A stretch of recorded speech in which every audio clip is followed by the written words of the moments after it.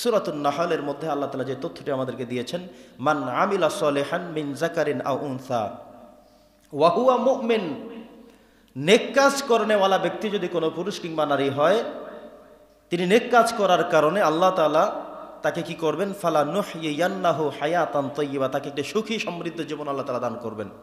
প্রিয় সুধী, তাহলে আমরা এখানে দুটি গুরুত্বপূর্ণ বিষয়কে লক্ষ্য করলাম। একটি হলো আমাদের নেক আমল থাকতে হবে, আরেকটি হলো বিশ্বাস থাকতে হবে। কার প্রতি? আল্লাহর প্রতি। আল্লাহর প্রতি অগাধ বিশ্বাস থাকতে হবে। আরেকটি হলো আমাদের নেক কাজ ঠিক থাকতে হবে। নেক কাজ থাকবে, আল্লাহর উপরে বিশ্বাস থাকবে, তাহলে আল্লাহ তাআলা আমাদের সকলকে সুখী সমৃদ্ধি জীবন দান করবেন। এটা আল্লাহর জন্য কোনো কষ্টকর কিছুই নয়। প্রিয় সুধী, যে 10টি বিষয় নিয়ে আমরা আজকে আপনাদের সামনে আমাদের তথ্যগুলো তুলে ধরতে চাই, প্রথম বিষয় হলো যে আমাদের জীবনটা আল্লাহ সুবহানাহু ওয়া তাআলার কাছে সাধারণভাবে সঁপে দিতে হবে যে আমি আল্লাহর জন্যে। আল্লাহ বলছেন মান লাহুল মাওলা ফালাহুল কুল, যে আল্লাহর জন্য হয়ে যাবে তার জন্য সব কিছুই হয়ে যাবে। সুবহানাল্লাহ পড়েন। আপনি যদি নিজেকে আল্লাহর জন্য উৎসর্গ করে দেন, আল্লাহর জন্য নিজেকে সঁপে দেন যে আমি আমাকে আল্লাহর জন্য সঁপে দিলাম, আমি আমাকে আল্লাহর জন্য উৎসর্গ করে দিলাম, দিন ইসলামের জন্য কবুল করলাম, কোরবানি দিয়ে দিলাম, আল্লাহ যেন কবুল করেন, তাহলে দেখা যায় আপনার এই সাধারণ উৎসর্গ এটা আপনাকে অনেক কিছু বয়ে আনতে পারে, অনেক বড় কিছু আপনাকে দিয়ে দিতে পারে। তার মানে আল্লাহ করতে পারেন, অন্য কেউ পারেন না, অন্য কারো দ্বারা সম্ভব নয়। এজন্য আমাদের সকলকে নিজেরা নিজেকেই আল্লাহর জন্য সঁপে দিতে হবে। নবী করিম সাল্লাল্লাহু আলাইহি সাল্লাম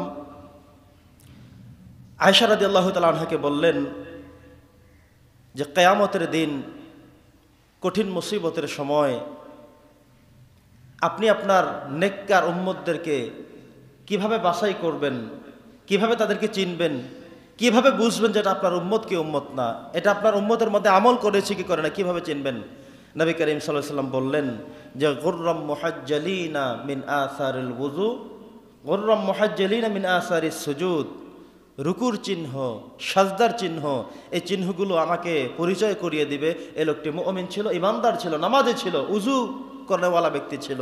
এই চিহ্ন শনাক্ত করে করেই আমি নবী তাকে জান্নাতের মেহমান বানিয়ে দিতে পারবো, আমার সাথে নিয়ে আসতে পারবো। সুবহানাল্লাহ পড়েন। তার মানে হলো আমাদের একটি আলাদা বৈশিষ্ট্য থাকবে। ইমানদার যারা, নবীজি বলেছেন তাদের আলাদা বৈশিষ্ট্য থাকবে, আলাদা চিহ্ন থাকবে, শনাক্তকরণের আলাদা কিছু বিষয় থাকবে, বৈশিষ্ট্য থাকবে। এজন্য আল্লাহ তাআলা আমাদেরকে যেন ইমানের সাথে সাথে বেশি বেশি নেক আমল করবার, বিশেষ করে একজন ইমানদারের জন্য সবচেয়ে প্রথম কাজ, গুরুত্বপূর্ণ কাজ, সেটা হলো সালাত আদায় করা, নামাজ আদায় করা যথাসময়ে। এটা যেন আমরা করতে পারি। আল্লাহ সুযোগ দান করুন, বলি আল্লাহুম্মা আমিন। নবী করিম সাল্লাল্লাহু আলাইহি সাল্লাম একদিন সকালবেলা সাধারণ জীবন যাপন তিনি কেমনে করতেন, এই হাদিসটুকু শুনলে কিছু স্বাভাবিক হলো আমরা বুঝতে পারবো। সকালবেলা ফজরের নামাজ আদায় করবার পরে নির্ধারিত সময়ে তিনি বাড়িতে পৌঁছালেন। হযরতে আয়েশা রাদিয়াল্লাহু তাআলা আনহাকে গিয়ে প্রশ্ন করেন, আয়েশা, খাবারের কি আছে? পেটে খিদা লেগেছে, খাবারের কি আছে আমাকে দাও। হযরতে আয়েশা রাদিয়াল্লাহু তাআলা আনহা বললেন, কিছুই তো ঘরে নেই ইয়া রাসূলুল্লাহ। নবীজি একেবারে সিম্পল জীবনযাপন করতে গিয়ে বলেই ফেললেন, যদি ঘরে কিছুই না থাকে তাহলে আমি রোজার নিয়ত করে ফেললাম। সুবহানাল্লাহ পড়েন।